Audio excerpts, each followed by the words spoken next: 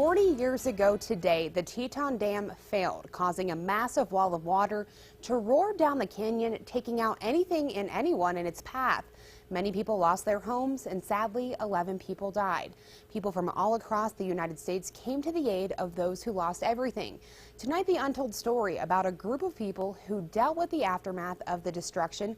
Local News 8's Esme Carriga talked to Marv Eld, who was part of the Teton Interfaith Task Force, about the financial claims that followed. The other half of the story is, once you have the damage and the federal government has accepted the responsibility to pay for it, there's a whole process of claims that has to be done. After the flood occurred, people had to rebuild their lives, and most didn't know where to start.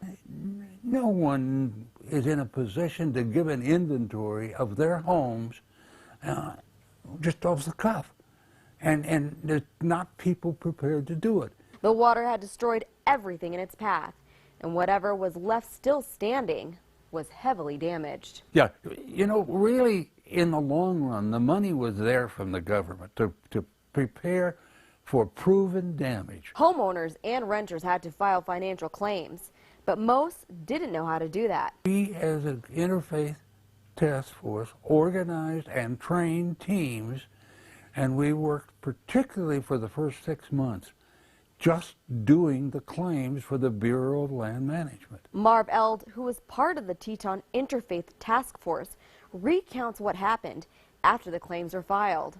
What do you do with the taxes? And because of the claims and being income to people, it became very complicated. We had, even the professionals said, we don't know what to do with this. We don't have a way to respond.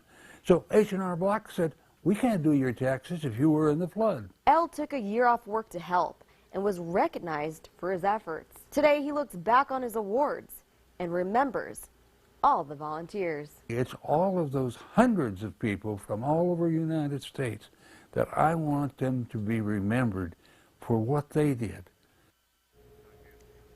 The damage cost about the dam cost $100 million to build, and the federal government paid over $300 million in claims related to its failure. Total damage estimates have been ranged up to $2 billion. And as you know, the dam has not been rebuilt. Now, if you missed our special Remembering the Teton Flood, you can catch it again tonight at 6 and 9 on the Now channel, or you can find it on our website, localnews8.com.